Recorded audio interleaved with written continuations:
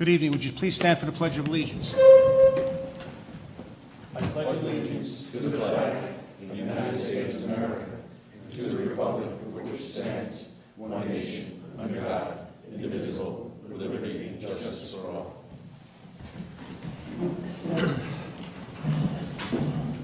Good evening. Welcome to the Planning Board meeting of October 13th, 2022. We just finished our executive session with our attorney, Joe Charbonneau, and reviewing some potential litigation. With that, I'd like to open up tonight's meeting. Let me just make one point. This is an open hearing, but it's not a public hearing. So if anyone is here for the downtown revitalization, that's the planning board, the town board spoke about last night, there's been talk about that for the last couple of months. You can stay for it. Listen, we're gonna have a workshop after this meeting, but you cannot ask questions about it because it's not a public hearing. So I just don't want anyone in the audience to sit through an hour or 2 hours or whatever as we, as a team, sit down and start going through this 350-page document, which is what we're doing. We can't listen to your input yet. The town board will be having open hearings for that. So I just want to make sure if anyone's here for that, I don't want to disappoint anyone thinking that they're going to be able to ask questions when you can't because it's not a public hearing. You can go to the town board meetings. I think there's one going to be on the 19th, I think is the next one, that is open to the entire town, and you can ask the town board comments. This planning board was just given this a couple of weeks ago. We have not gone through yet. We're having working sessions, and we meet every 2 weeks to do such. Am I clear with that? Okay, great, thank you. First on the agenda tonight for a public hearing is Liberty New York Water, 23 General MacArthur Drive. Mike, do you have any comments? Nope, this is on for public hearing. I have nothing to add at this time. And Rich? Same. It's on for public hearing. All engineering comments have been addressed. And Pat?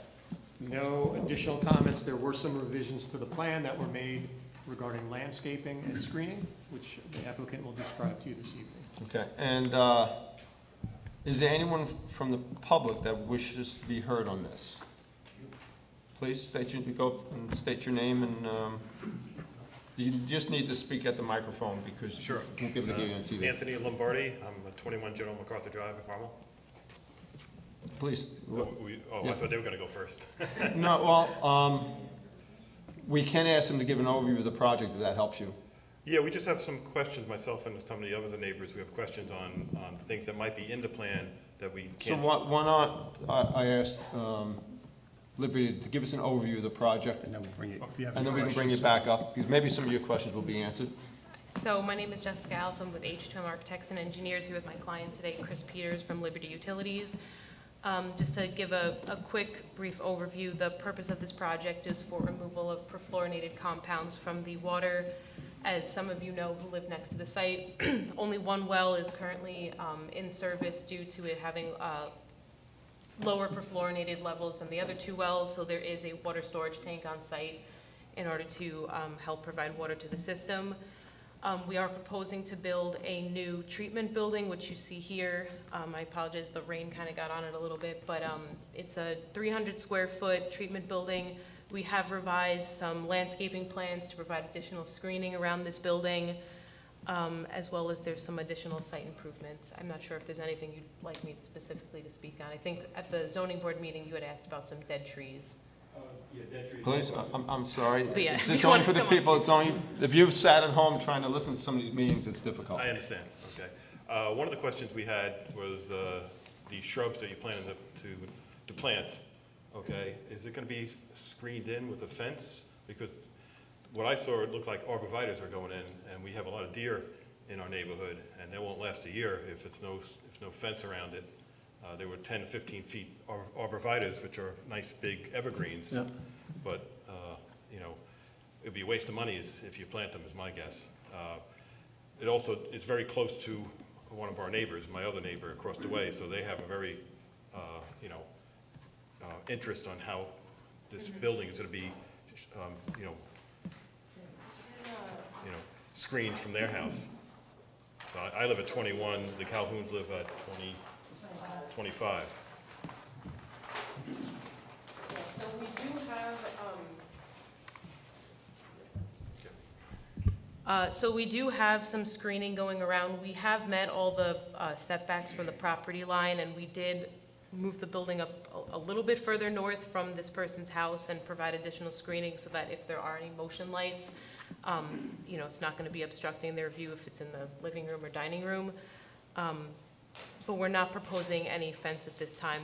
This is quite a large site, so in order for us to, you know, fence everything in it would be kind of a large overkill. Well, our concern was not fencing the whole piece of property, but if you're putting a building up there and you're putting bushes around it, is there a way of protecting the bushes? You know, being, like I said, because we know how many deer go through it every day there, and we know what they eat, and like I said, after a year, there'll be nothing there. If they eat all the trees, give us a call. They'll have to put them back if it's a condition of site plan. Okay, well, my concern is, over the last 6 months, they have not been maintaining the property. One example is, I live at 21, which is on the left side of the property, and there's a tree about, you can see the big dead tree right over here in the planning, and I've asked since May, and no one responds to me even. I've written requests, and no responses, zero. Okay, but you didn't mention it to me. I am now. Sorry. That dead tree is planned to be removed November 15th. Okay. And some of the other removed trees were by the electric utility, I believe, and we had nothing to do with that. But it is planned in November, the ones that you had mentioned to be removed. But my point is, on the dead trees that the electric company removed, the neighbors other neighbors like myself, we got after the electric company and they took them off our property free of charge. Who's watching this property? That's my concern. Well, as Mike said, Liberty will, if they plant plants and they are eaten by the deer, they'll have to replace them. Liberty might want to think about the fence to save a lot of money in landscaping. The fence might be a less expensive alternative. Or at the end of change the that day. type of shrubbery. We'll certainly look at the plants that we're planting and even take recommendations from you. If you have better recommendations, then I'll talk with the engineer. And if not, discuss the fence as well. But I think my first thought is, let's think about what we would prefer in terms of planting, yeah? So we can certainly reconsider that, we have time for that, so. One of my neighbor's questions also was, does the structure need to be right there near that person's house? Can it be on another part of the property?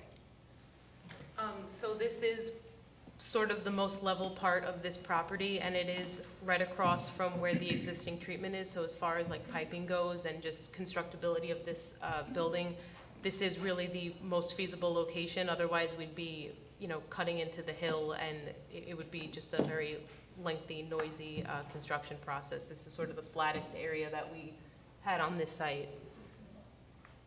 It's literally like right off our desk in our backyard. Yes, I mean, you know, we are like 55 feet away from the property line and 62 feet away from the deck of your house. I mean, we did even move it a little bit further north just to have it be just a little bit further, but if we keep going up, it's just gonna be a more costly and difficult construction because we are on like such a big hill. You did say it was, the question is, you said. Please 300 introduce yourself. My name's Charles Calhoun, 25 Jenna MacArthur. I live right next to it. So you said 300 square foot. What is the footprint of the building? The footprint of the Like, is it building? 10 by 30, you know? Oh, I Yeah. think, ballpark have that. Yeah, I'm sorry, I don't remember off the top of my head what the dimensions are. So as opposed to the, Roughly 15 by 20. as opposed to the building that's prior there now? It's slightly bigger, but it's gonna be, And slightly taller too. but, alright. And then what about noise? Like, what kind of noise? This does not Alright. create any noise, no. And do you know the levels that, what it's at now and what it's gonna reduce it to with this? You're talking Of about the P, whatever the chemical is, the contaminants? forever So chemicals? this should reduce it down to non-detect. The levels currently, I think, are. Like 6 or something? So- Sorry, I forgot to speak in the microphone. Is this where the levels are, the state was 70 parts per trillion, and this should bring it below 10 parts per trillion? The state health department right now right now, for PFOA and PFOS, they do have new regulations that are going to be coming into action in 2023, but that's a whole separate issue, which this treatment process should treat those, I should just state that, but those are not really what we're here to discuss today. I think the levels were like roughly over 10, except for in that one well, which is operational. I think the levels were somewhere between like 7 parts per trillion, but this will knock it down to 2 parts per trillion, which is considered non-detect according to New York State Health Department and EPA. And just to clarify, the height of the building is due to the filter media and being able to replace it. That's the only reason why the building sits Yeah, at the height of it. Is that- I might have a floor, I might have a floor plan in here, hold on, let me see. I think you said 16 feet last time. It is 16 feet, I was just trying to get a floor plan to show I don't have a floor plan. The vessels themselves are roughly, I think, like 8 or 9 feet tall to the top of them, so then with, you know, the peak of the roof and everything like that, it's 16 feet tall. Vessel, you did. When you say vessels, that's like the filtration Yeah. canister or whatever it is? They're just like really large Brita filters. All right, and you said 7 parts per trillion or whatever it is, and that's gonna reduce it? We're gonna go through all of it to get it down 5? To Zero, two. yeah. Zero? Yeah, it's considered non-detect, yeah, it's less than 2. And that's just gonna be the one well, or that's gonna be All all the the wells. wells? The good news about this project is, because we've been doing this for a couple of years now with different applicants, you're gonna get better quality water. The problem with getting the better quality water is you need more sophisticated and larger filtering systems. What this board has spent a lot of time doing is exactly what you're saying, is working on the architecture of the building, looking at the screening, looking at where we can locate it, looking at shrubbery. As Mike pointed out, and I think you should look at other shrubs, because the deer will eat the arborvitae. Anthony was just saying the same thing. Get shrubs that there is such a thing, deer resistant. If not, you should look at a fence. But you will be responsible for replacing the shrubs if they get eaten by the animals or die. Understood. Questions from the board? Other people from the, other residents, please. Hi, my name is Sandra Crone. I live at 39 Colonel Glen Drive, and we've been here for 41 years. And I just want to say, I listened to the videotape of the zoning board meeting, and I was really impressed about the fact that they're going to be doing this, because one of the gentlemen said that they're going to be having intensive screening around these buildings. And I think Jessica also indicated there's going to be 19 plants at that point, and they're going to be growing to about 30 to 50 feet high. But there's another part of this water system, and I don't have a slide to give you, but I let you guys look at this so you can see what I'm talking about. So these are pictures. Thank you. Like I said, there's another part of this system, and it consists of approximately 25 to 30 foot high water tank that is behind our property. If you look at the pictures, you can see the tank. And you can also see that the tank is a shiny green, and it has a silver top, and it's very shiny, and it's got a catwalk. And what happens is that you get sun glare off of this tank. And if you also look at one of the pictures, you can see my husband standing at the property line, and you can see how close the tank is to our house. If you look at the other picture, I'm standing at the water tank looking at my house.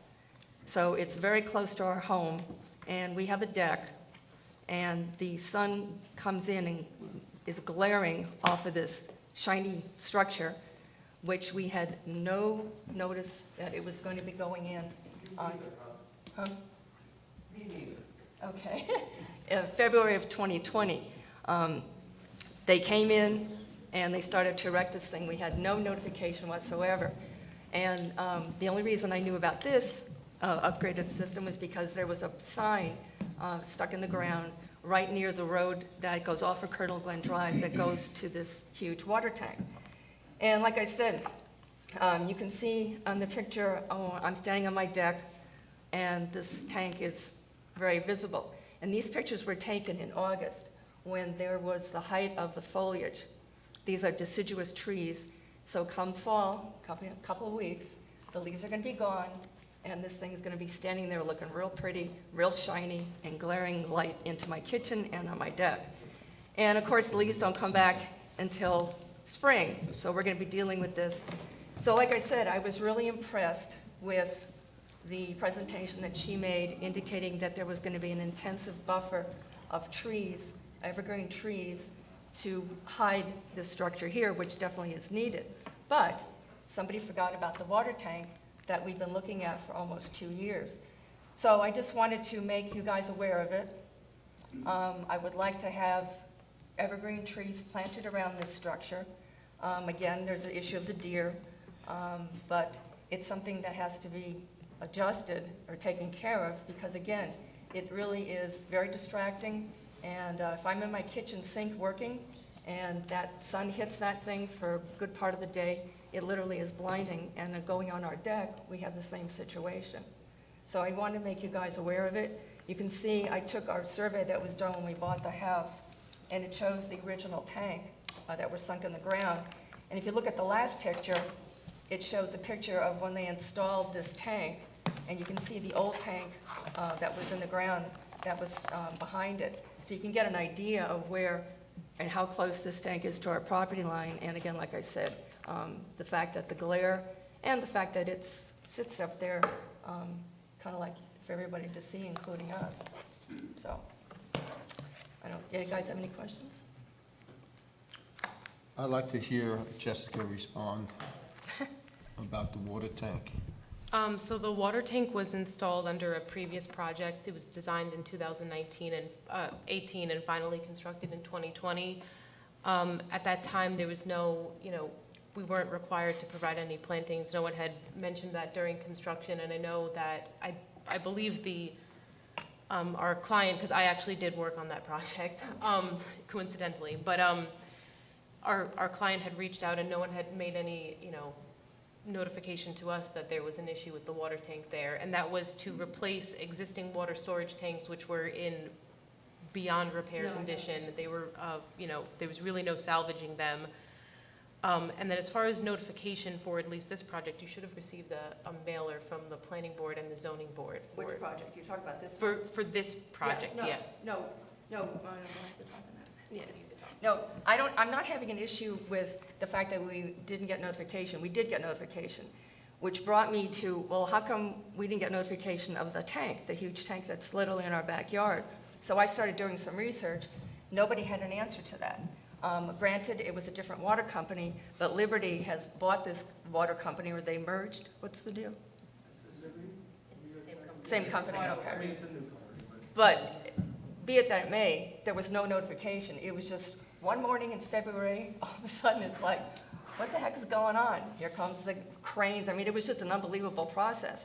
And we had no idea this was going to happen. We had heard rumors when the water system got sold that American Water was going to pressurize the system. But again, we never got any letters, notification, nothing. It was just boom. It just started, and it was like, oh my gosh. And they took trees down, and obviously they removed the existing tanks. So my thing is this. It's there. It was needed. This is getting constructed. So I'd like to make sure, and I just want this to go on the record, that make sure that what buffer and is going to be made for this building is also done for this water tank. Because I think, because it's almost there for 2 years, I think that should be given some sort of priority handling, since it's already built. This thing is going to be built. So that's my only thing. Thank you. can I just speak on it? Please. Sure. Yes. So I'm the project manager on this project, so I can't speak to the communications beforehand and the process beforehand. Obviously, we want to be good neighbors, in my opinion, and we're doing this project. I see no reason why we can't appease and be good neighbors and provide some sort of screening as a part of this project. I've reached out to Aqua Store as well to look into the shining off the vent head on the top. That must be the shiniest part. Yeah, I would assume. It's all shiny. It's all shiny. Aquastar is the tank company, but I guess my main concern and my main priority is just this project not being held up by this. I don't know what the process is moving forward, but I want to appease this and help and move it forward on our end and on the planning end, by putting shielding in if need be, whether it's the same as we do down there on the tank, but it's an unrelated project. I think we're willing to do that. We want to do that. I'm happy to hear that. But the main concern is getting this treatment process started, you know, we want to get it in. We have the Durkin truck there now where we're blending the water, bringing truck water, and we want to not have to pay for that, not have the disturbance of that, and we want to provide better water and have that full capacity and not be worried, you know, that we're going to get an NOV, so. Okay. Other neighbors, go ahead. Oh, I'm sorry. I just also wanted to state that at the time of construction with that, it was considered replacement in kind, so we weren't going to need planning board approval for that. Yeah, it did not come forward to this board as far as I know. You can see the glare.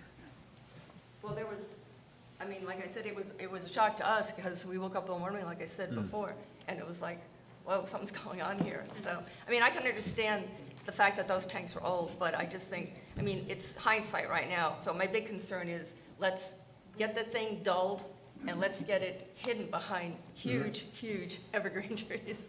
Well, I would just like to make another statement too. The evergreen trees are going to be adolescent and they will grow to 30 feet. So they're not going to be 30 feet at the time they're installed. Or any tree that's put in there. All right, and just like they were saying, we have one doe with 2 fawns and we have another doe with 1 fawn. So we have a lot of deer that are hanging around that tank. I mean, they'll sit there and they'll just lie down and start chewing and everything. So there's definitely a deer issue. So just keep that in mind too. Okay. Gentlemen like to be heard? Hi, Douglas Daly. Can we keep a copy for the file, please? Sure. Thank you. Hi, 4 White Pine Court, and I overlooked the shiny green and silver tank. As you say, if it was indeed a like kind, it should have then also painted the matte black that the old tanks were, should it not? I also received no notification whatsoever of the construction and endured months of pounding as they drove the pilings in. That was very disruptive, and it's ugly as sin. The other tanks were at least buried, or partially buried. Okay, so it is not a like kind. It was significantly different and more obtrusive than a like kind would have been. The 2 old tanks were, you didn't say it. Yeah, sure. You need to be addressing us. Okay. Yeah. So again, the tanks were, it's not a like kind tank. This new thing, exactly how is it sited relative to the new tank? The new thing, meaning the new water building, filtration this system? building. Which is on tonight's agenda, Now, I okay. know where the tank is. I can see it Right. every day. So Jessica can This- answer that. This new building, so I know it's hard to see because the site is fairly large, but the tank is up here and this building is all the way down here. Okay, where is General MacArthur? Folks, is there a microphone on the podium? Oh, can I have the microphone over there? Is it on? Is that on? Yes. Okay. I'm sorry, what was your question? Okay, where is MacArthur? The new building is then? General MacArthur, yes, it's down on General And MacArthur. that's This the is cir- Colonel That's the Glenn. circle? And Colonel Glenn is where? Colonel Glenn is up here, it's cut off in this survey. Okay, all right. So what are we going to do about making what can be done So about making process or progress with this plan contingent on remediating the tank? You just heard from 2 people there that the gentleman said that he's going to look, I believe it was Aquastar, to look at paint dulling, different kind of paints. We've heard them commit to landscaping for both the water tank and the new building. Yes, we have looked in, we've contacted the tank manufacturer to see if there's anything we could do about the glare from the roof of the tank. Well, the whole tank is shiny. Please- I think my neighbor was making the point that You need it to really address- entirely should be please- done in a matte black. Please address the board. Sorry. Thank you. I mean, the tank is a glass to fuse to steel tank, So the glass is kind of what's making it shiny. The roof of it is an aluminum roof. And like I said, we have contacted the manufacturer to see if there's anything we could do about the glare from the roof. We can certainly try to contact them about the paint on the side of it, but it is a glass fused to steel tank, so there will be some glare just from it, the nature of the product. And to be honest with you, these water systems need to go in, right? It's for the betterment of the water. And that being said, we can make part of the record, everything we're discussing here, from the landscaping to the paint, to answer your question specifically. And what size landscaping is being committed to here? I didn't hear any heights of trees. I look down on this thing, so basically nothing less than 30 feet is going to do me Well, any good. you're not going to see a 30-foot tree. I understand that. Just But for what the I'm nature of asking a is tree, what is it's not going to committed? survive. So, I mean, we've had landscape architects here explaining in detail why a planting, I'm not sure what you're proposing, is it a 5, 6, 7-foot tree? It's a 6 or 7 foot. But you can't come in with a 30-foot tree, it's going to die. Yeah. No, I understand that, but what are they committing to? We have proposed, at least down here, which, is subject to change based on some of the comments we've received, there's 6 to 7 foot high giant green arborvitaes, which is just an evergreen tree.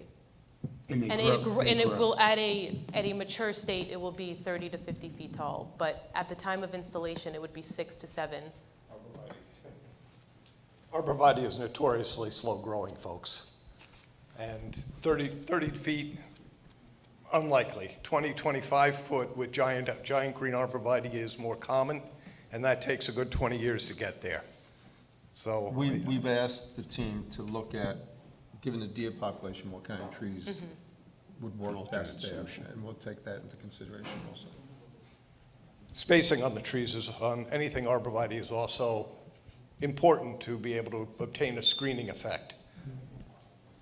We will talk with our landscape architects to see if there's anything else we can do. I mean, we really did try to create a decent amount of screening for this tree, and we will also, look into it for the tank. But I just can't promise that we're going to be installing anything like very, large Yes. immediately. I believe you'd find my side of the tank to be on the east, and yours would be the north side of the tank, I believe. Yep. Okay. So you've got complaints from neighbors on the north and east sides of the tank. And nothing I've heard tonight is, in my mind, unachievable. Nothing I heard tonight is unachievable, in my opinion. I agree, and I appreciate your care. We've looked at several water systems, and our objective has been on each and every one of them to landscape it properly, to make the building as aesthetically pleasing as a water tank facility can be. Is there an opportunity to require a muting of the tank in this project? Something in the way of making it a matte rather than a shiny finish? I heard that they were gonna work with the paint. Yeah, we can't, it is the nature of the construction of the tank. We have contacted manufacturer to see if there's anything that we can do to lessen the glare from the tank.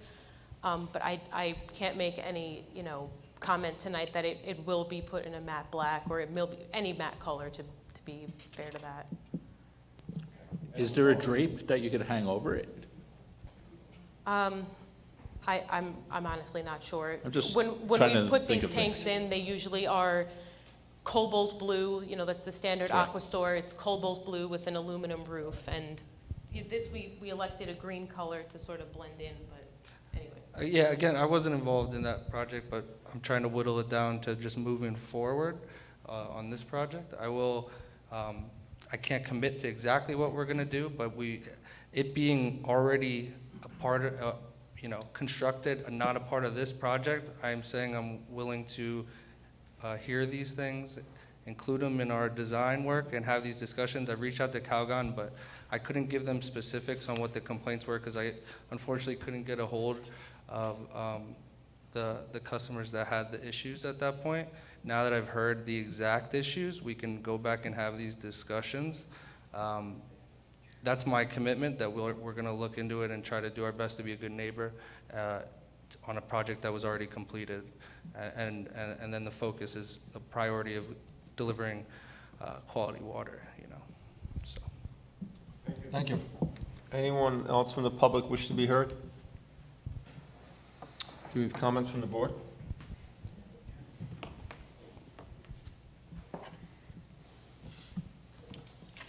So Jessica, I'm sorry, I didn't catch your name. Chris, I believe you, Jessica and Chris could work with Pat and get all these thoughts down. Pat, Rich, Mike, to make sure that the community's heard and that we do the best. I want to be part of the documents that they're committing to. I don't want to slow down your project. I know you have We appreciate deadlines and that. state mandated dates. But in the same token, I want to capture all these comments, Pat, And we can condition the project on those. them making their best effort to address these issues. So it can move ahead, the PFAS project can move ahead, and we have a level of control over what's done with respect to the tank. I think, We would really appreciate that, because this is our main concern, and we will take everyone's comments into consideration and address as necessary and as best as we can. and Pat's record will show that if the trees die, you have to replace them, as Mike said earlier. So you should consider a fence. We would like you to look at the water tower and everything that we just mentioned, not to reiterate it again. Pat's gonna capture, and Chris, you and Jessica should work with Pat. Okay.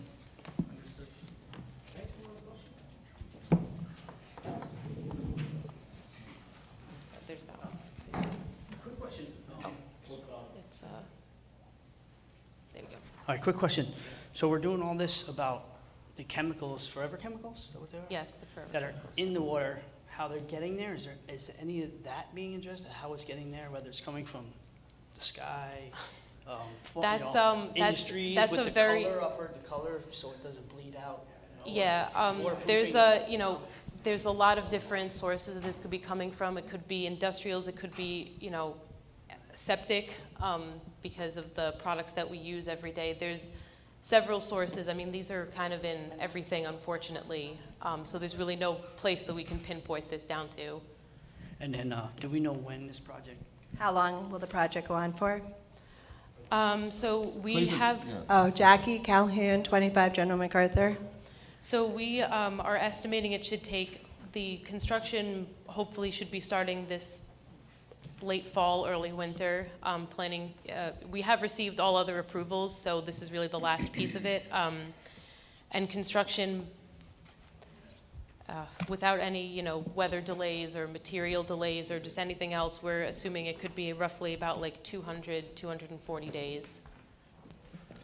And again, I know that. And that's not all heavy construction. That's including startup and testing and all these other things that we need to do for the health department. Okay. I know that's the most level area, but this is just such a big area. There's like no way to push it back to the corner a little more, or like, because this is our house, like right here, and this is the site right there. There's no way to go a little over there, or we just look out, we just see so many fences now, and just every couple of years, like they said, there's another structure up. And when we bought 20 years ago, there was nothing, and now there's just so much right in our backyard. I understand. They're really without like extensive excavation and engineering and redesigning this whole area over here. This really is the best location. And, we have tried to salvage some of the existing trees that are there, as well as, we will consider planting additional trees that won't get eaten by the deer. But we have provided, extensive screening that, if you feel that that's not enough, we can consider planting additional ones too, but we were also trying to not affect any of the tree root structures around this area over here. We were trying to save as much as we could. Okay, thank you. Pat, I'll ask you to prepare a resolution. However, I think I'd like to leave the public hearing open for 2 weeks, just for the community, just so that the community has another opportunity to come back and listen within the next, we'll do things in parallel. We'll prepare the resolution for you. Okay. You work with Pat. 2 weeks, you come back, prepare a resolution, and we close on this to hopefully the satisfaction of everybody in the room. As much as we can satisfy everybody in the room. Want to see the landscape plan, want to see either the paint, and anything else that's proposed. Okay. I think that's fair. Okay? All right, thank you. Thank you. We're gonna leave the public hearing open, so, which we typically don't do, but we'll invite you back in 2 weeks. Thank you.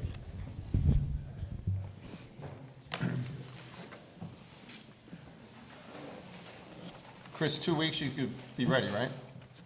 Yeah, I mean, I guess. I mean, it's just, it could be a month, but I'm pushing it for yourselves. Yeah, no, I I was mean, gonna ask, would you require updated plans and Yes, that's- things of that nature in that time? So Yes, but they would you be- will need updated plans for the improvements around that building.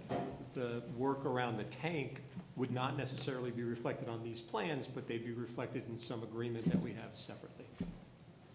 but we would still be receiving the resolution, so we can proceed Exactly. with bidding. Yeah. Show the changes pertaining to this project, the alternative Yes. landscaping. Pick that up. And then the tank is a separate issue, but we're keeping it all together for the sake of the public, and we'll have some responses from you for that. And if somebody says you can camouflage it somehow, there's nothing wrong with telling Pat that now, before the meeting. You Yeah, don't no, need to go we- back and do renderings of their storage. Let's stay with this project that's in front of us tonight, but you can help satisfy the Yeah, community with it. your goal would be to satisfy the folks' concerns that you heard tonight. So telling them how you'll disguise it, as Mike just indicated, would be helpful. Yeah, Whether we get the details of that by next week, not an issue. That can follow. okay. You really only have to camouflage two sides, north and east, because your southern exposure is back down to your buildings and your western exposure is back into woods. So you really only have the two areas, so that might be a saving grace for you guys also with that moving forward. And digital screening in lieu of plantings. I'm sorry? A digital type screening Yeah. in lieu of plantings would be an immediate solution. Yes, no, we will, like I said, we will go back to the drawing board, essentially. Yeah, Has dealt with, great. so they must have solutions. Okay, thank you. Thank you. Thank you for coming out tonight. Thank you. You're welcome. Good night.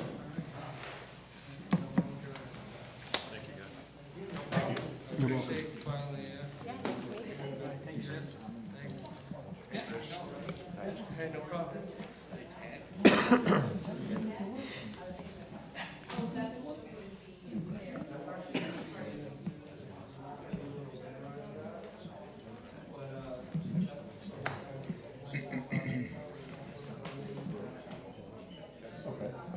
All right, next on the agenda is P&R Estate Corp., 122 Glenita Avenue, residential site plan. Mike, I believe you had some comments?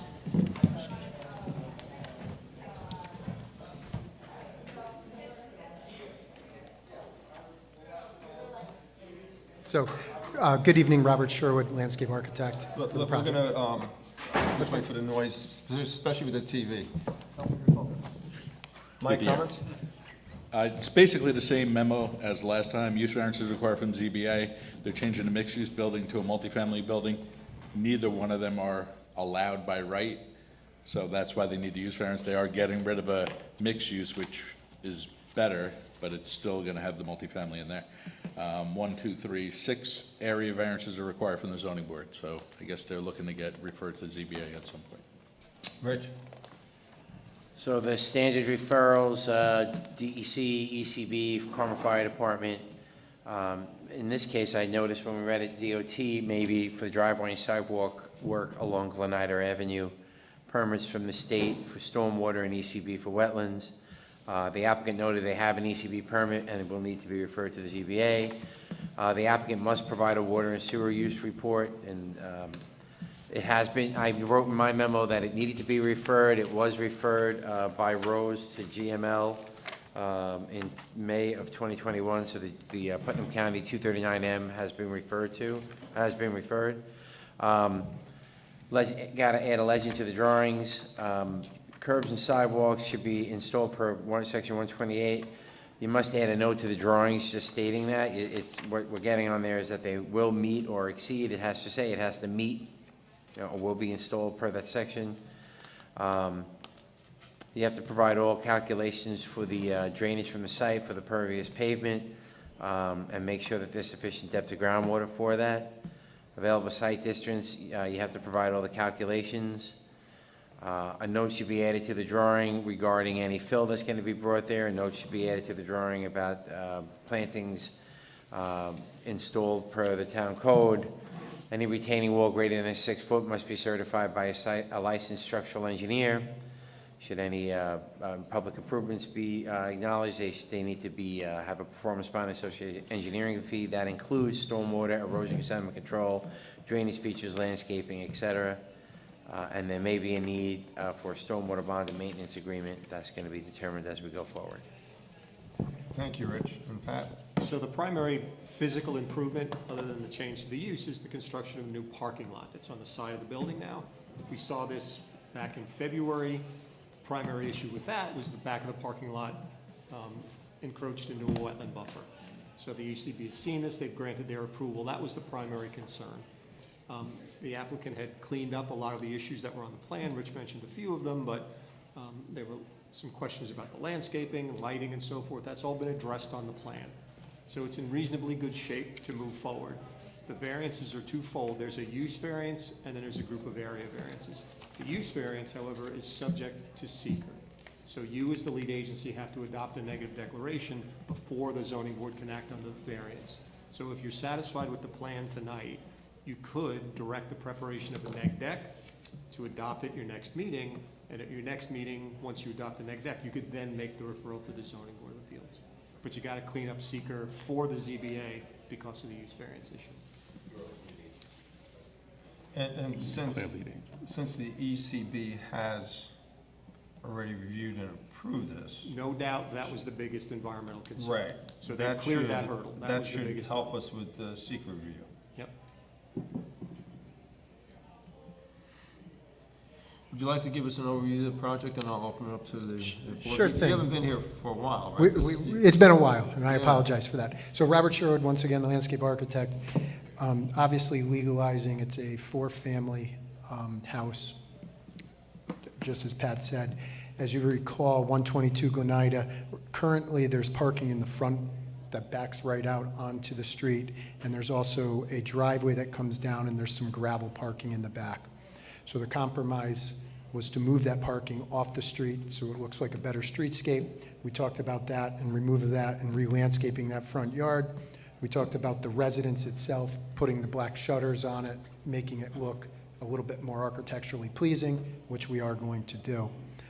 At the last meetings, we discussed the site plan in general, just 8 parking places and a small turnaround backup area to get out of the property. We have 1 curb cut coming in somewhat in the same location that exists. We're making it obviously wider. You come down the hill and there's 8 parking spaces, enough to turn around and come up. Currently, trash pickup is right over in here. It's screened by some existing shrubbery. Proposing a walk to come into the house. There's 1 apartment that's in the lower level as a walkout basement. There's existing stairs here that would enter the front of the house. That's how the people will get back into their apartments. We provided a lighting plan. We have 2 light poles proposed to give us enough lighting for safety. Downward lighting? Downward? Yeah, downward, yep, dark sky initiative.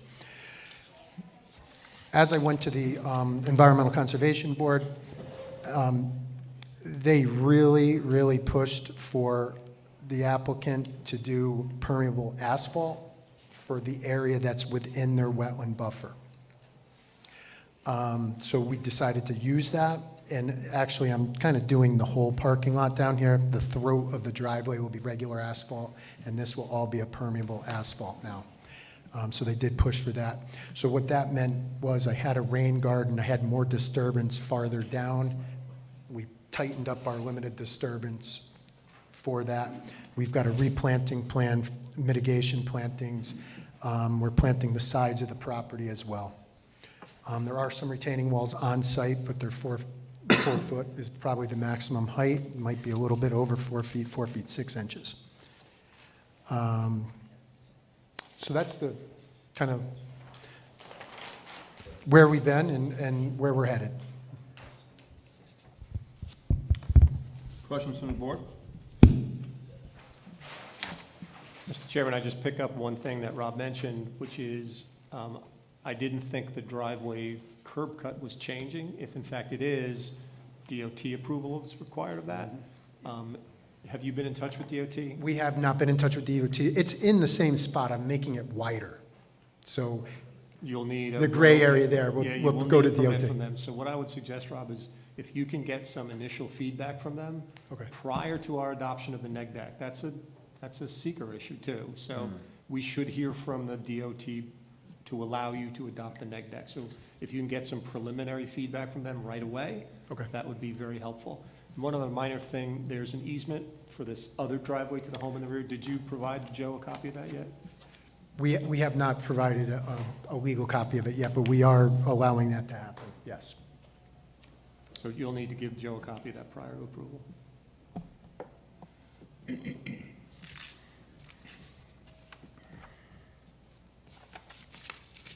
Comments from the board?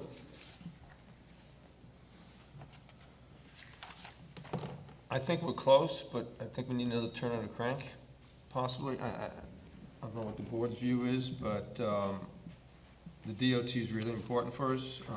Joe's review of the easement's really important for us. I believe you could, we have actually 2.5 typewritten pages of comments. I think getting down to nothing magical about a page or so. I think you can get all the comments from Rose tomorrow, and working with Mike, Rich, and Pat. I don't see any showstoppers here personally, but I do think it needs to do a little bit more, especially with the secret review. Right, We're good with that. yeah? Pat, you good with that? I think that's. Town? Perfect. The team here? Yep. Okay, you're close. Yep, no, we're And, good. you know, that's an important spot for us, right? That house, the parking, that's really gotta Yeah, no, it's come out gonna be, nice. I it's like gonna be a some huge change. shutters. I'd like to go to these locations, and when you pull out of there 6 months from now, whenever it is, it's gotta be a better-looking facility than what it is today. Oh, guaranteed. It will be. Great, All right, we will see you hopefully in a month. okay, thank you. Yeah, let's get the DOT involved. Yeah. Thank you, have a good night. Nice job. Next on the agenda, Jelinek, 334 Austin Road, sketch plan. This was in front of us a couple of weeks ago. Mike, you have some comments?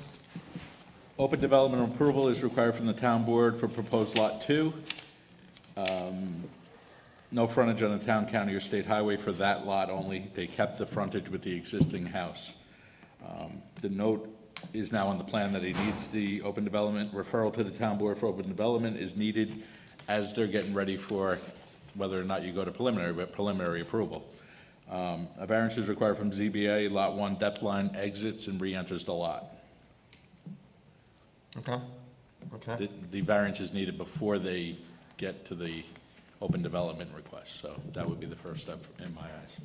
Yeah, I believe last time we reviewed this, we wanted this document to be cleaned up some before we sent it off Yes. to the town board. Rich? Thank you. So the configuration of Lot 2 will require variances, as Mike mentioned. Driveway maintenance agreement will be needed in the future. The applicant has indicated there are no areas proposed for reserve for open space. As subdivision plans are refined, missing elements defined by 130, 113 need to be incorporated. Referrals, applicant has noted the referrals to DEC, Putnam County Department of Planning, Department of Health, Highway Department, Mahopac Fire Department, but we talked about the Highway Department, didn't we, Joe? So that's good. Area disturbance is 7,500 square feet. They have to have a stormwater pollution prevention plan with erosion sediment control. The project does not exceed any thresholds required from the New York City DEP, as it is in the watershed. Performance bond engineering associated fee for any public improvements, which includes stormwater erosion sediment control. So standard fare, pretty much there. Okay.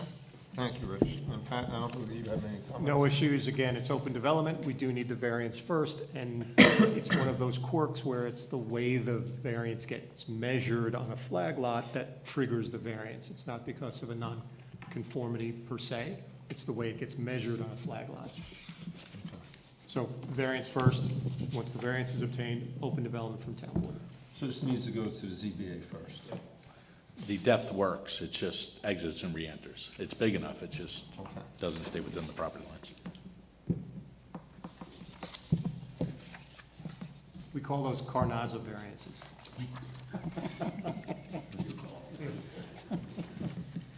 Any comments from the board? Otherwise, I need a motion to deny to the ZBA. Just one question, Mr. Chairman. As far as the open development to the town board, at what point do we make that request? Since you're doing a, go ahead.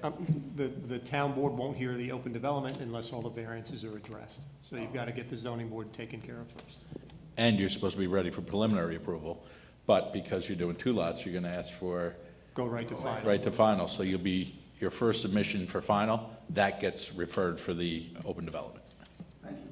We have to see that map with all those details on it, because that's the map that they're gonna possibly say we want a 15-foot driveway or something of that nature, which is just what they do sometimes. Mr. Chairman, I'll make a motion to refer this to the ZBA. I'll second. All in favor? Aye. Thank you. Need your signature. Yes.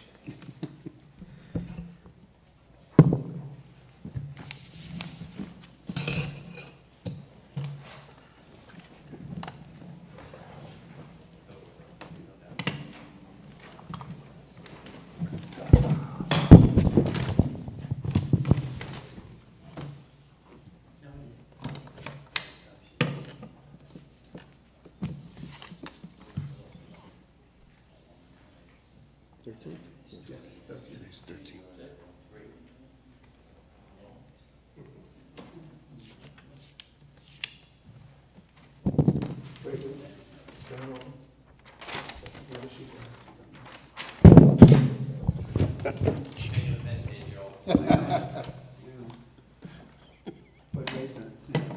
Absolutely.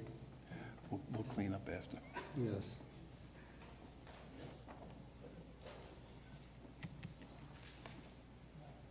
Thank you, Joe. Thank you very much. Good night. Stay safe on the way home.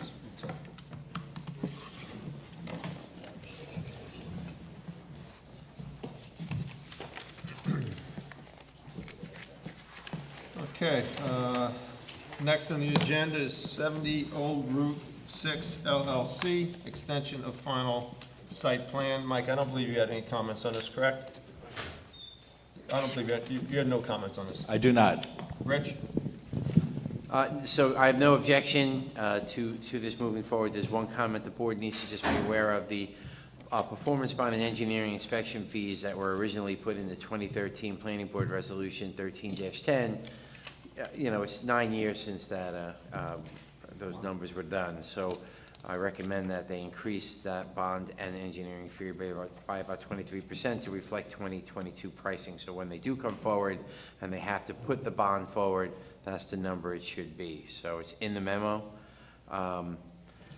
There should be some easement language, and it should have been looked at, but otherwise, the only other permit they need to get renewed relatively quickly is a New York State DEC wetlands permit, which will expire on December 4th, 2022. Otherwise, according to what we've been provided, all the permits are still valid. That's an excellent catch, Rich. Thank you. Can I just ask one question? I'm Sure. sorry. We discussed some changes that, or I've heard of some changes that were gonna be made. Is that still in the air, or is it just gonna be as proposed? There'll be the changes we discussed with the slight movement of the building to, but everything within That's fine. the walls and Just wanna make sure, because if there's changes, we should get them out now and get it cleared up, that's Yeah. all. So this project's been around as, Forever. Yeah. A lot of new board members. Can you just give us a couple-minute summary of what Where we this are? is all about, please? basically, it's a site plan to construct the Thompson Recycling Facility, which is a 20,800 square foot building, pre-engineered building, on a 2+ acre site with a scale house. So it's about total site coverage of about 21,200 square feet with the scale house. Basically, that's been kicking around was because of issues with the ownership of the property. The past owner wanting to sell and construct, and then I understand that one of his partner died, and there was issues with the estate. He finally transacted an asset sale in February of 2022, where he sold 70 old Route 6 LLC. So the property is still owned by 70 old Route 6 LLC. And I was retained to prepare the construction documents, which we've done. It's currently out for bid. We've received one bid, and the owner wasn't happy with the numbers. So we're in the process of reviewing it, and we should I'm waiting for additional information on soil conditions, which we hired a geotechnical engineering company to confirm. And once we get their report, we'll be hopefully by mid-November submitting building permits. Great, that was very helpful. Any questions from anybody? What's the intended use of this new? It's a construction and demolition debris recycling facility. And I'll be frankly, because I've been I'm Johnny-come-lately because the ownership who's involved. Well, I have extensive solid waste management facility experience on Long Island for some of the biggest companies on the island. So they brought me in as sort of, in a sense, an expert, plus some of the people involved were involved with those companies, so knew me for years, and they wanted a fresh look at it. And so we designed it, but we're in that process of getting ready to construct. Well, that'd be good. Yeah, where I was going, frankly, off the top of my head, I'd have to dig the permit out. I remember what the throughput for the facility is, Okay, thank you.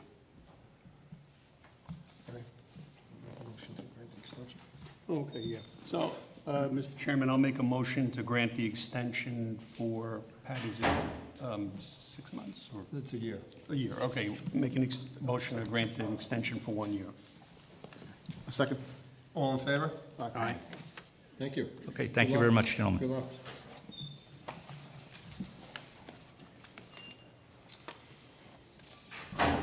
We had the minutes of September 8th, 22 were distributed. Mr. Chairman, I reviewed the minutes, made some minor comments, sent them off to Rose. I propose that the minutes be approved, subject to those comments. A second? All in favor? Aye.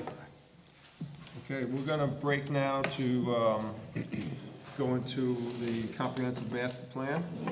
Pat, you going to facilitate us through this workshop? Yes, sir. Mr. Chairman, am Yep. I needed for this, so I'm going to step away?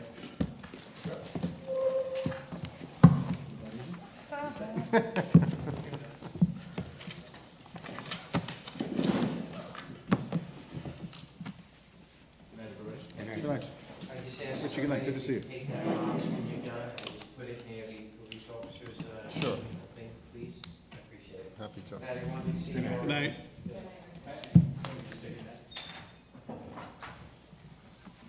Hey, Pat, look up a curb cut is part of secret.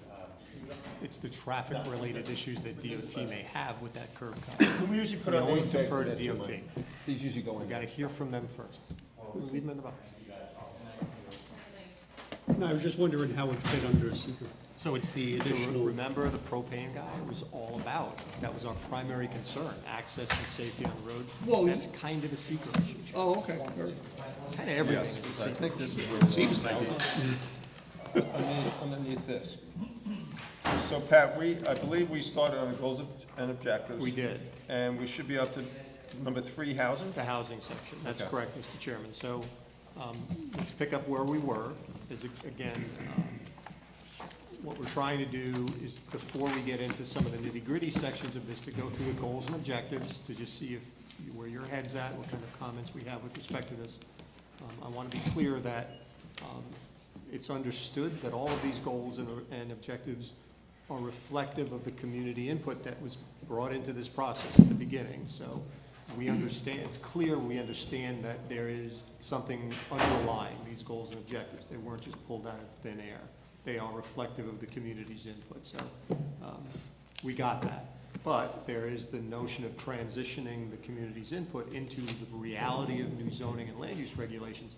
That's where the rubber hits the road, and that's the sort of technical expertise that I think the town board is looking for you to provide them with guidance. Okay. So, to continue where we are, and just, again, let me just lay out where we want to go. We need to get through goals and objectives, whether we can do it tonight or one more meeting. Let's see, I know you had a long night already. We then want to look at the proposed zoning. So as I described to you the last time, we basically have 2 zones. Today, there are proposed 13 zones. We want to do 2 things. Look at those boundaries to make sure we understand their implementation, if they need to be adjusted, if they're in the right spots. And then number 2, to look at the uses that are permissible in each of those zones.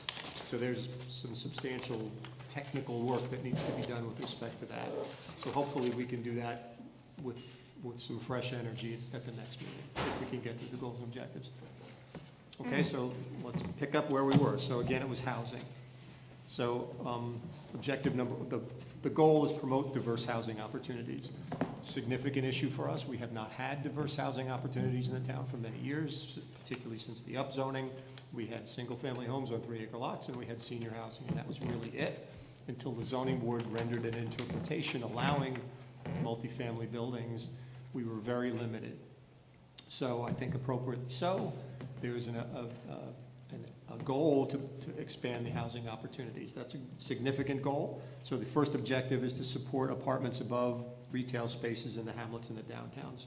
We've talked about this a lot. It's a no-brainer. It's absolutely critical for us to achieve that. That's how the hamlets become revitalized, by bringing people into those commercial districts.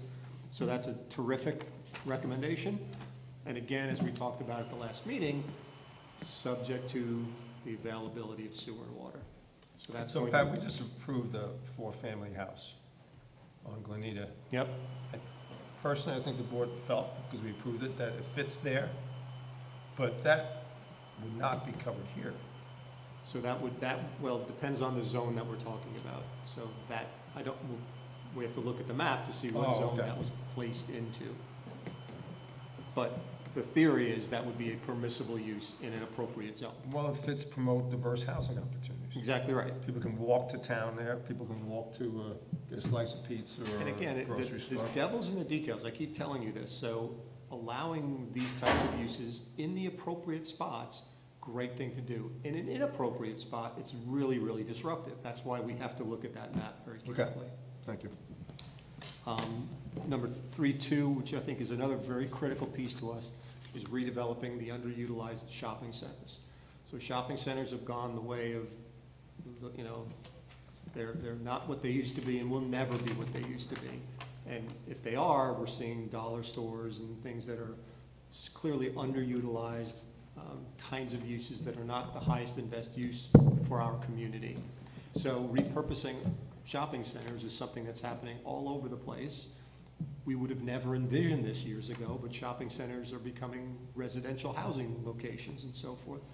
That's a real opportunity for us because most of our shopping centers have utility infrastructure that exists today. So it's the right spot to put density.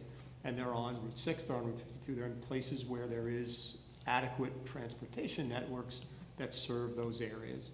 So repurposing those shopping centers, while it seems unusual to us because we're used to shopping centers, unusual uses in them is something that we need to accommodate. So it's a great suggestion. Again, the type of zoning we put in place is going to matter. What typically is occurring is those become mixed-use areas. So there's some commercial use that remains on ground floors down below. There are health clubs, there are things like that, and the apartments are built above. Again, sewer and water, that's always the issue. But those have sewer and water for the most part. Pat, a couple questions. Yeah. Are there any PUDs already? I didn't see it in the existing map. I guess so. Where is it that we're planning? So that's the question. So they speak to the idea of doing that. And the plan unit development gives you flexibility in how these things are designed. So instead of hard and fast zoning rules and controls, front yard setbacks, side yard setbacks, you have a lot of flexibility. And you'd want that flexibility in repurposing those shopping centers. You know, it's an unusual parcel of land, they're big. You know, the relationship with neighbors is very different than smaller parcels. So the notion of a PUD tool, zoning tool, is something you want to think about. There's been discussion of overlay zones, of standard zoning in those areas as well. We want to weigh in on that, how best to do it. So I was reading about what must be a similar situation in a neighboring town, and what the developer was coming in with was something like a 5-story building for doing this, and there was obvious pushback in the town. Yep. How does that rubber hit the road in what our task is?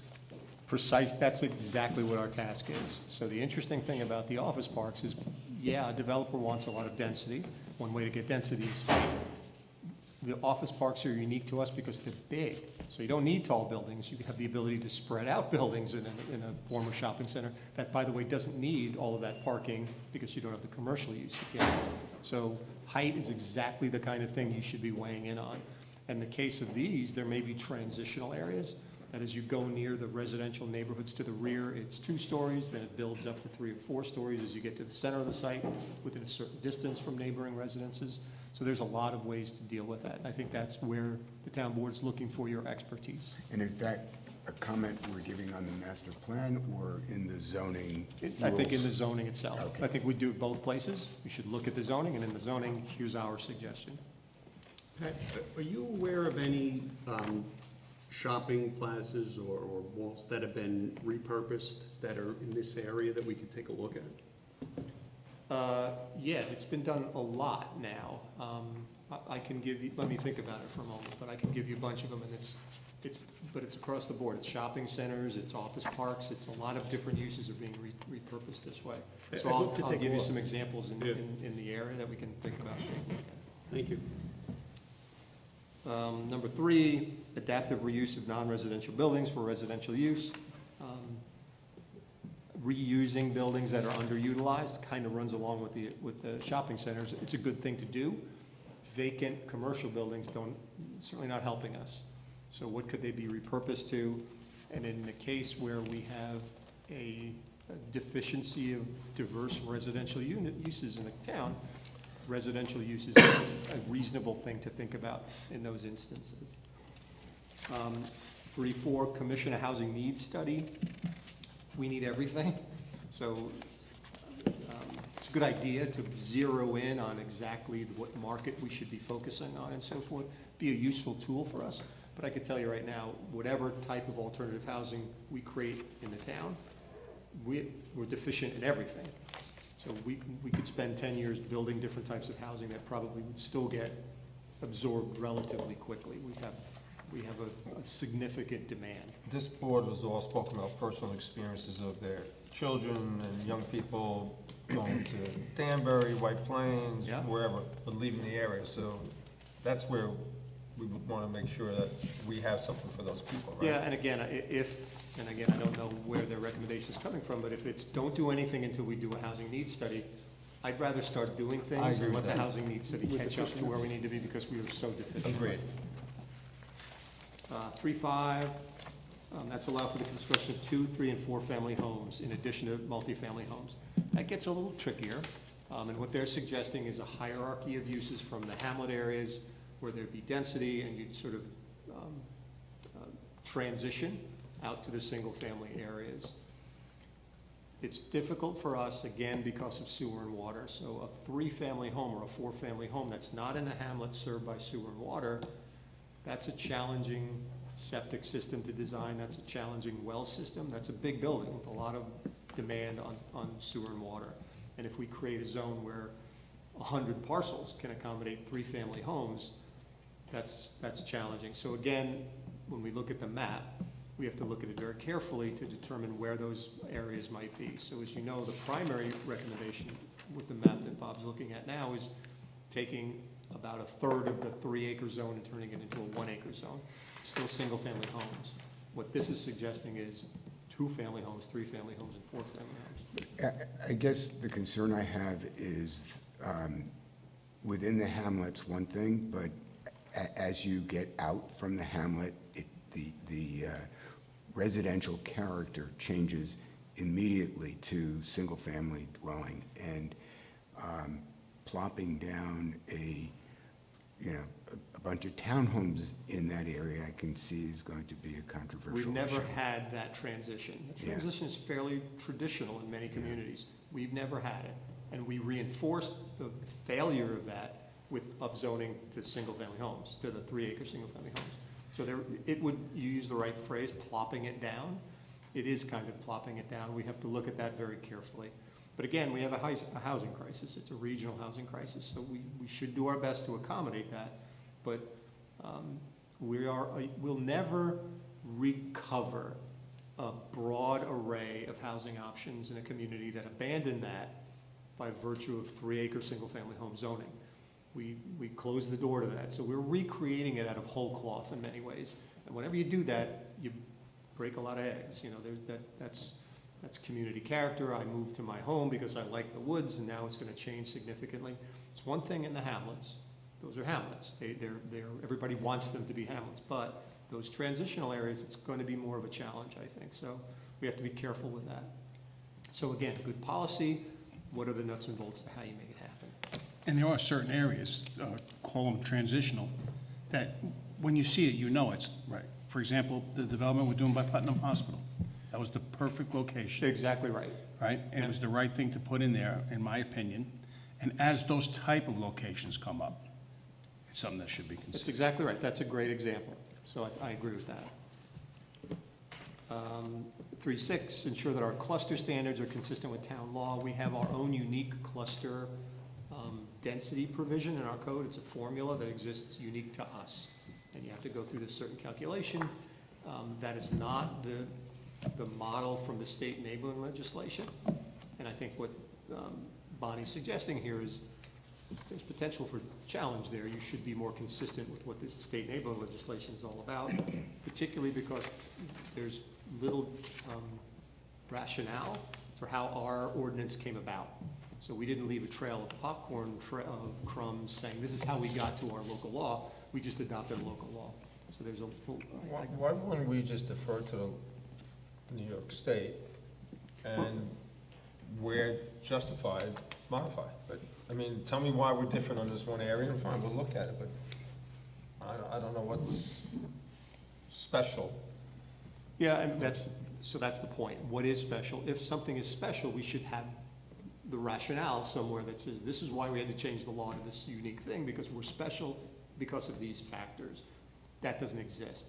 Now, we could put that into the comprehensive plan and justify our existing clustered law. I'd rather for the 90% or so that follow the stance of the New York State town law. And if there's 10% that doesn't fit that, then we'll document and decide on that at the time. So you've got some recommendations with respect to that. They're good recommendations. This one's fairly thorough. So I think take a look at that. 3.7 is, so here's the down zoning to smaller lots. Could That's I what just you go back to 3.6 for a second? Sure, Bob. I'm looking at the bottom of page 50, the last 4 bullet points, and second of those. Yep. Cluster subdivision should be allowed for all development regardless of parcel size. I don't have a problem with that, but it then says, but a cluster subdivision could be waived for smaller parcels or subdivisions. I stumbled on that, a little bit of concern about how that could have some unfortunate results. Yeah, and I'm not sure what they're getting at there. So you either apply the law appropriately and equally on all properties, or you have to say why you're not doing it the same way for smaller properties. So I don't know what the rationale for that is. Which one was Bob referring to? The second bullet at the bottom of page 50 under their recommendations. So they're allowing, they would like to see a cluster subdivision for all development regardless of parcel size, but it could be waived for smaller parcels or subdivisions. I'm not sure what they mean by that. So you couldn't obtain a cluster subdivision on a smaller parcel? Is that what they're saying? Well, it sounds like, you know, we've had situations where people come in with, we've had a situation where they wanted to do a higher amount of density of Yeah, so townhouses. that's what the state enabling legislation prohibits. So you can't get an increase in density just because you're clustering. That's a rule. So I don't But think then- that's but what they're then- but driving at then- here, and it can't be, because there is no authority to do that. But then what else could this be? I'm not sure. Yeah. That's why I kind of put a pin in that. 3.7 was smaller housing lots. Again, they proposed that. That's the specific change on your plan, the 1 acre zone. And that is, to me, the kind of transition that we're looking at, as opposed to necessarily 3 and 4 family homes, which may work in certain areas, but the 1 acre zone transitioning to a 3 acre zone, that's a logical transition. But as we talked about at the last meeting, sewer and water, same thing. That's tripling the density in those areas, and it's substantial. Bob's looking at the map right now. The area that's proposed for 1 acre zoning, it's a lot of territory. So you're tripling the potential development of those areas to some degree. So that was the housing section. Anybody have any issues, questions with Is respect? there a map in town, maybe Joe knows also, is there a map that tells us where there's sewer and water Yes. throughout the entire? We have a map of the water district, so I'll bring that at the next meeting too, when we look at the zoning maps. So we have the water district maps and we have the sewer maps. I think that'd be helpful, right? Would it be possible to get copies of that? Of course. Yeah, anything you want. Otherwise, we're wasting our time. Wouldn't it be Nobody good- infrastructure. Wouldn't it be good for us to have, Kim? Yeah, I mean, it'd be nice to have a copy of it. Rose could probably circulate that. We'll get that for you ahead of time. You got it, Pat? Thank You gonna, okay. That's the showstopper. Yeah. I mean, that's the biggest Because problem we always right now. talk about sewer, and what I'm thinking, I'm sitting here saying, Where well, is do the we have sewer it there, do we gonna have, I know Route 6 kinda, but, Route 6 goes to like where Wall Hour is, I believe. It doesn't go much further than that. I think they just did the animal hospital across the street. That's right. And when you look at the zoning map, you should overlay, and I'm sure they have to a certain degree, but you should. The water districts and sewer districts. Yeah. Okay, thanks, Pat. So the next chapter is natural resources. Continue to protect natural resources in town, which lends to its semi-rural and woodland character. So we all think that's great. Apple pie and mom, we like the natural environment, that's great. So 4.1, ensure that new developments are designed to fit in and not dominate the scenic landscape. That's kind of an obvious no-brainer. Those are generalized planning theories. They give some recommendations of things, use native species, use pervious surfaces. You heard that tonight with the parking lot. ECB wanted a pervious surface as you got back to the wetland area. That's the kind of things we're kind of doing in an ad Rain hoc basis gardens, now. mentioned rain garden also. Embedded in the comprehensive plan. That makes it easier for the ECB to demand that as opposed to, would you please do it? So that's why these kinds of things are great in the comp plan. 4.2 is net lot area. So this is something that's a little controversial, and effectively it would involve deducting environmental constraints from the yield of a piece of property. So if you have a, whatever, your parcel is 10 acres in size and you're now in the 1 acre zone, but you have steep slopes or wetlands or environmentally constrained areas, that's deducted from the building area. So your density is being reduced because these are now formal deductions. At the moment, they're not deductions. So you can still get in a 1 acre zone on 10 acres, 10 lots, but you gotta stay away from the wetland, you gotta stay off the steep slopes, but you still get 10 lots. In the case of the deductions, the net lot area, you would now have 4.5 acres if you deducted out the wetland areas, if you deducted out the steep slopes. So a very effective environmental protection control. Typically, when these are adopted, the people whose land gets constrained by this sue people. It comes right out of it. You've taken away half the value of my property by deducting my development yield. So it's a little controversial. We have, if you see Rich's memos every meeting, And he refers to all the different agencies that get a bite at our applications. So there's DEC, there's DEP. The city, we're in the water, much of our property is in watershed. And just by virtue of being in the watershed, that could theoretically be a deduction in density. So we are heavily constrained by physical environmental features, number one, and the regulatory agencies that govern those things. So this could be a substantial impact to property owners by this deduction. Having said that, we don't want them building in those areas because they are environmentally sensitive and so forth. Right now, we do it by virtue of stay away from it, but it's still on your lot. Don't touch it, but keep the trees. Through your efforts, we do that through conditions of approval, not through these automatic deductions. So it's a controversial issue and something that you should think about from the perspective of balancing property owners' rights and our obligation to protect the environment. It's a tricky one. 4.3, this is native pollinator-friendly landscape plantings to control invasive species. Great stuff. Those are the kinds of things that we would impose as standards. Yeah. It's the type, just tonight we had a great conversation about deer eating green giant arborvitae.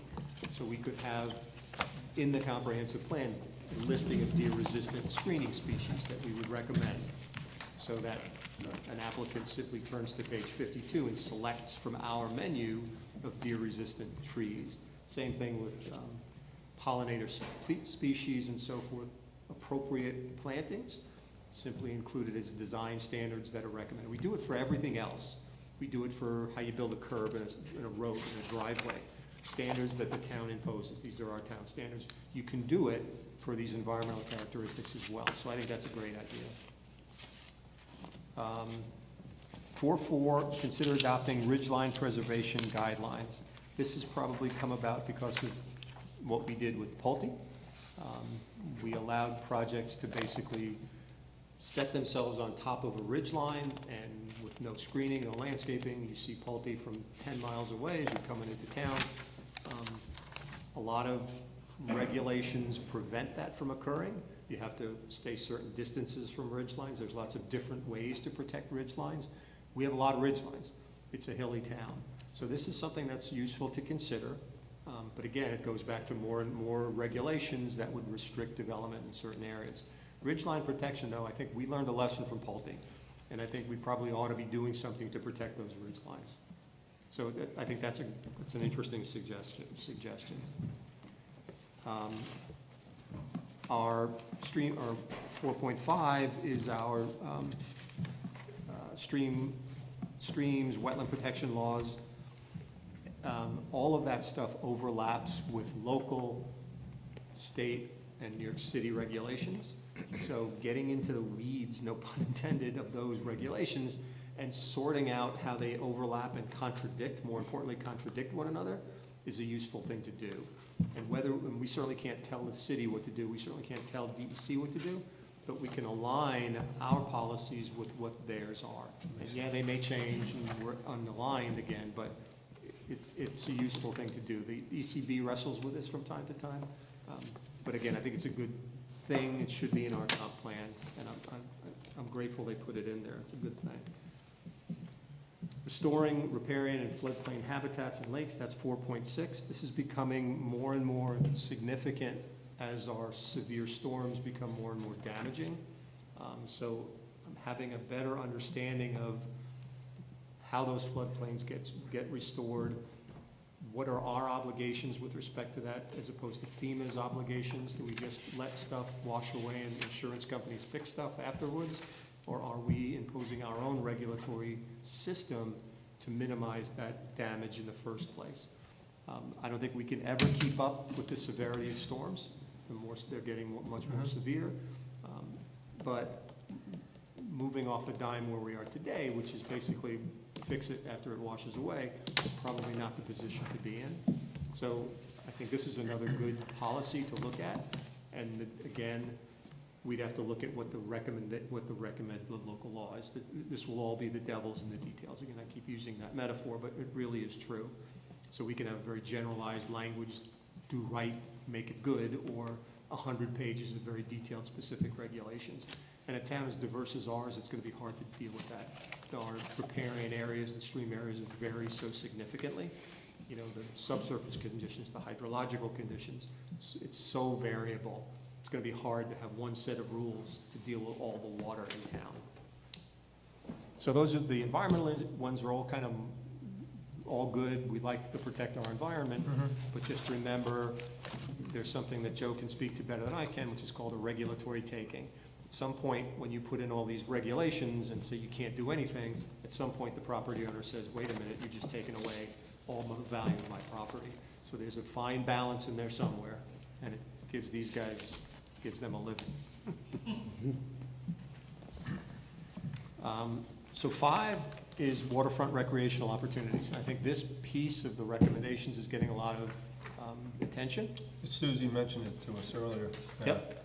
And what Susie agreed to do, because she gets a lot of emails on this, because her relationship with people, because Harry's been getting, the supervisor's been getting a lot of emails, so Susie committed to gather them all, having his staff gather them and send them to us. That's very helpful. You know, we're looking at this without the benefit of necessarily those rooms full of the public giving their opinions about everything. We're kind of doing this absent that, which is a good thing, because I want to focus on just the technical components of this, but having an understanding of where all this is coming from is useful.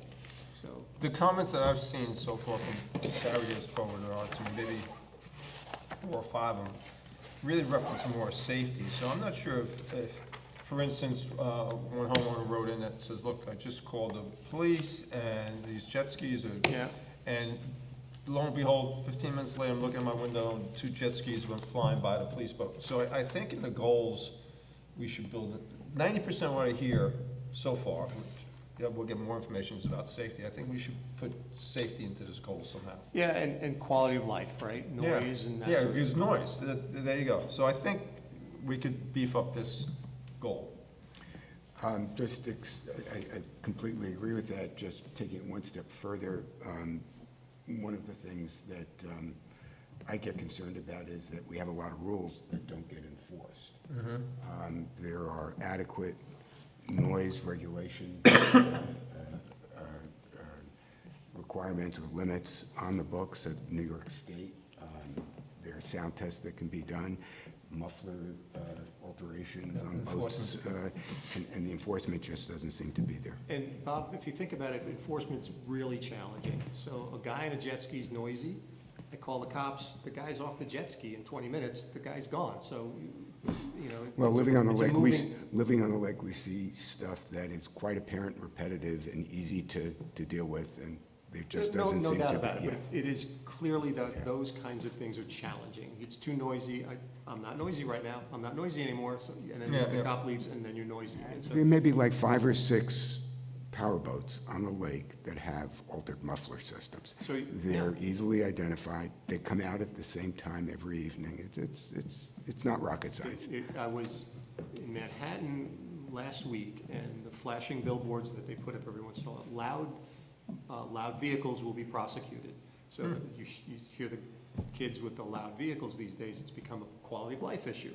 And police departments have the ability to enforce these things. There's no doubt about it. So it's like everything else. Do they have the manpower? Do they have the time and effort to deal with that? Is that the most pressing issue, a noisy jet ski compared to a robbery or a car accident or something like that? So it's always the challenge with enforcement. That's the answer. Enforcement's the answer. But is it done effectively? Is it done efficiently? Are there ways we can help with that? Tightening up rules, tightening up regulations, public education. Those things are very helpful. We do it all. We put it in the Lake Park newsletter. Yeah. It's all the education's there. Yeah, I get it. It's an intractable problem in many ways, but it's a problem. So just to go through the waterfront issues, 5.1, ensure the waterfront zoning considers public waterfront access and view sheds during our site plan review process. So herein lies one of the contradictions. Most of our waterfront is privately owned. Most of the parcels along the waterfront are very small. We've seen them with the boathouses and dock applications we get, 20-foot wide parcels, Can't park a car on the one. Can't park a car. So how also is public access incorporated into a predominantly privately owned waterfront? So now it's a bigger issue. So simply saying encourage public access, if I only own a 25-foot wide lot, I can't provide a public easement across my property because I've now lost my lot. How is that intended to be addressed? Do we do it through only public initiatives on public land? What are the private property owners' obligations when it comes to public access? Public access on the waterfront's an interesting issue because once you're on the waterfront, it's public area, it's public land, but it's my private property as soon as you come onto my property or near my property. So there's always those challenges in waterfront conditions and situations. So again, one of the things we want to think about a little more carefully. And they've done some good work with respect to how that might be done in the recommendations. Number 2 is rights of first refusal for private property along the waterfront. That simply says if somebody sells their property, we are the first bidder at the table to buy it, turn it into a publicly owned facility for public or access, or public parking or access. Good idea. It requires the private property owners to participate in that agreement, however. So if this is written like that, then a private, how would this happen? So it's an agreement between the private property owners that they would, Joe would craft a right of first refusal agreement that we would enter into with 500 property owners.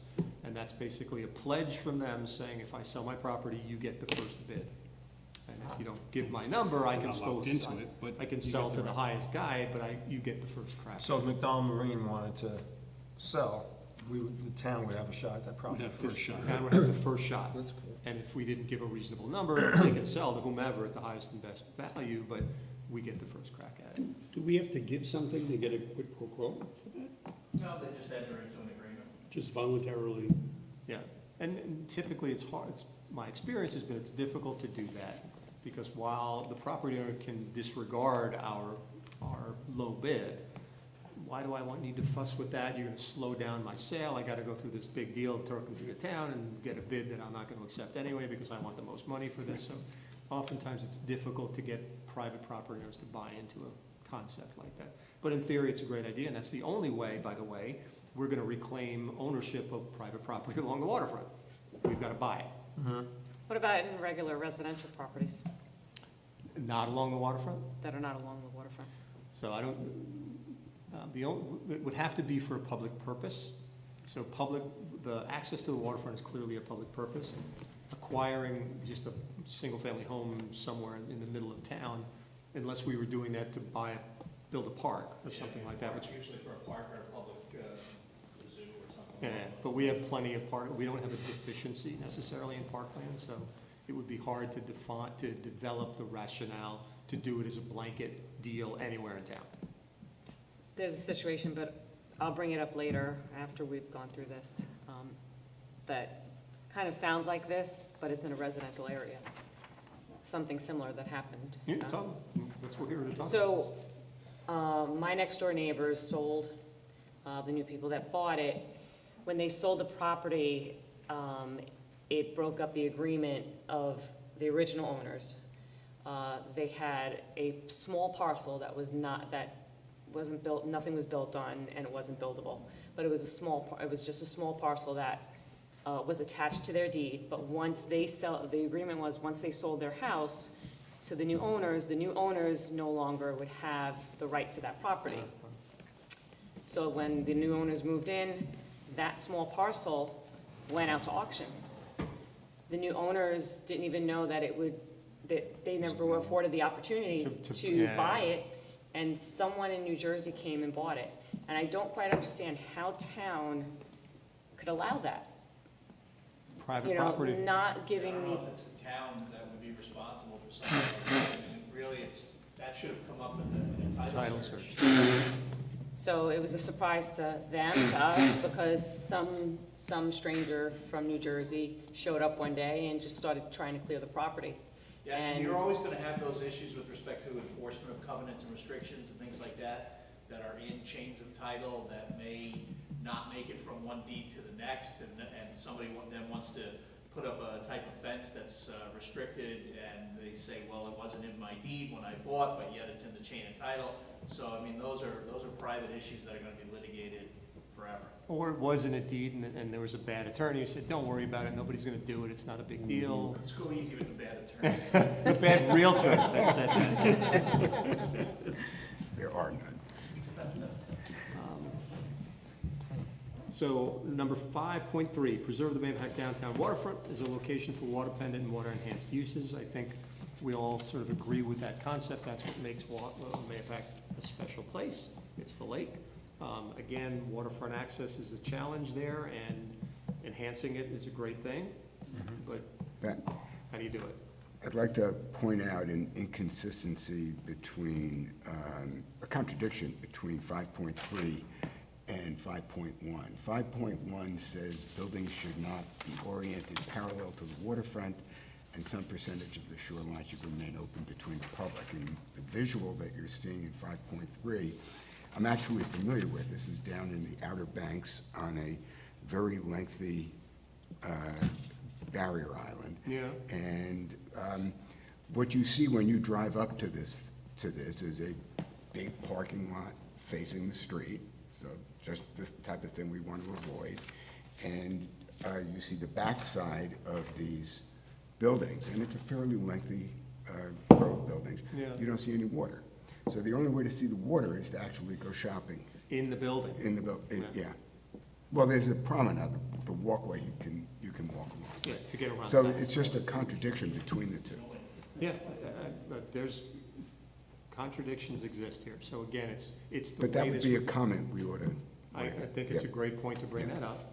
And again, the resolution is in the zoning that gets created and how it's defined, basically. I mean, our downtown revitalization plan does have a little walkway along the waterfront, you know, behind the bank, up to the condos. I mean, if it ever gets built. Which actually would be a good spot Yeah. for a public launch, because there's parking, there'll eventually be parking. Right, and they're talking also about buying the school property, which is a couple doors down from Cunningham's, which will also. But that's all different than this. Yeah, I mean, yeah. this is, we're talking park versus a commercial Oh, development. yeah, totally. Yeah, but there may be deed restrictions on the school property. There is, yes. Yeah. But there was issues with respect to that property in terms of a private sale that restricted it, so it would be difficult. Yeah, because we looked into it when I was on the school board. Yeah. You know, the whole challenge with this is how we anticipate the hamlets being redeveloped and repurposed. So if it is a small guy here, a small guy there, bits and pieces, and we have to cobble things together, it's incumbent upon the comprehensive plan to be very clear about everybody's obligations. If we had opportunities, like some communities, for larger scale redevelopment, where there'd be a single guy that does a larger scale project, that guy's now pro forma accommodates the public improvements that a small guy can't afford.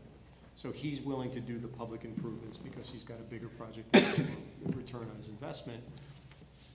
If we had a couple of those, we'd have a lot more leverage in getting goodies out of the developer. When it's just individual small property owners doing things, there's nothing left over to give us.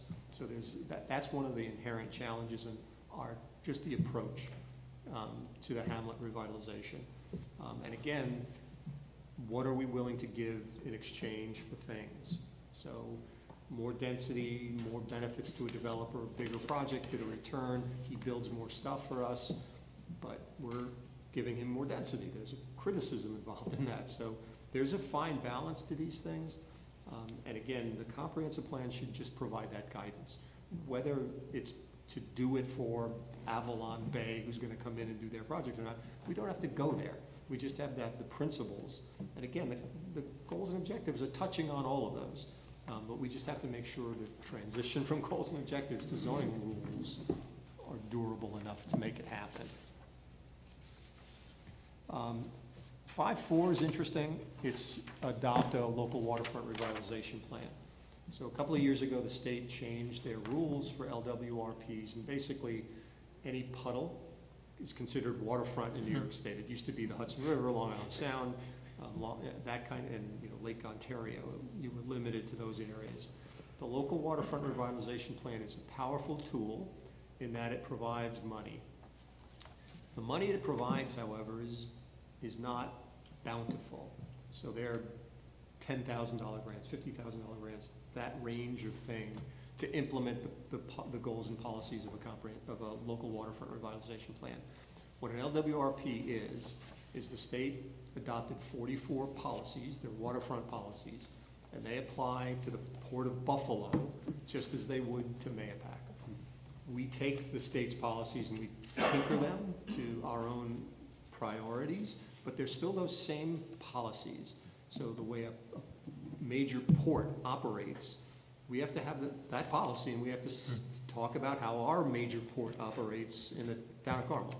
So it's a little unusual, and everything that's in the local waterfront boundary must be consistent with all 44 policies. So it's a level of additional review. You have to have there'll be another board sitting here rendering local waterfront consistency determinations. You do a lot of that work today. You make sure projects on the waterfront are done appropriately, and so does DEC and DEP and the other agencies that are involved. So do we need that additional level of review in exchange for the potential of some additional grants? Some technical assistance from the Department of State in terms of our local zoning laws and things like that. There's some communities, it's a great tool where there's real significant waterfront issues associated with it.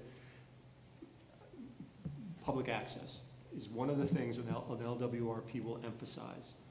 As we just talked about a few minutes ago, we don't have many opportunities to create public access by virtue of the private ownership patterns along our waterfront. So we'll have another board saying you should do it, and you'll have the guy building the dock on a 25-foot acre or wide strip saying, how can I provide public access? I can't do it. So I don't know that it's the right tool for us. You should be more familiar with it. When you get home, Google LWRPs, see the benefits and so forth. But I do want to say it is another layer that gets imposed on what we do. And you do a pretty good job. The ECB does a pretty good job. I don't know that it's a necessary tool, but it could be potentially beneficial. So it's something to think about, but unusual. A few years ago, there would never be a local waterfront plan in an inland community like ours, but the state did change the rules.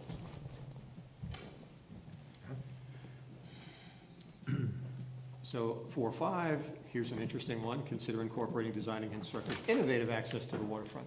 That's the only way we're going to get access to the waterfront is through some innovative method. Now that I've just, Joe's pissed because One lawyer. I criticized the lawyer Yeah, thing. one time. So the waterfront creative waterfront access is something I think we should emphasize tremendously, whether it's a bridge across that 25-foot piece to gain access from a parking lot on the other side of Route 6. Things like that are going to achieve the goal we want to achieve. But a demand that you provide public access without a tool to do it is a pie-in-the-sky kind of idea. How does this work in residential areas along the waterfront?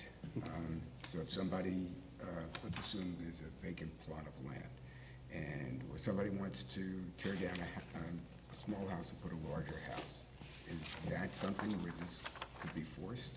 So that's the problem. So the way I see it, we have downtown Mahopac, public waterfront access is something we should achieve. That's was always a traditional element of that downtown. It's the right thing to do, but 3/4 of the waterfront access in this community is private waterfront access. People's private homes on the waterfront. Public access is anathema to them. That's the opposite of what most of those people would want to see. Would there be an area where there's public access? Yeah, but providing public access uniformly in areas where people have their waterfront homes, that's kind of not why this exists. So I think there's a distinction to be made. And can we make that comment? Yeah, that's what we're trying to do. Yep. Yeah. So that got us through waterfront. So I saw a lot of yawns. It's been a long night. You want to keep going, or you want to? Transportation's next. So I think we got probably one more session, just going through all the transportation and architectural issues, Mr. Chairman. So you think if we, I'm sorry? I'm saying we got through 3 sections tonight. So you think if we can finish up next week? I would say we can. All right, well then, if that's the case, let's We're not gonna finish tonight, so. We're not let's gonna just get put it finished. off. Is that okay with everybody? We started a little early, it's 9, almost 9 o'clock. All right, so we'll come back to goal 6, transportation.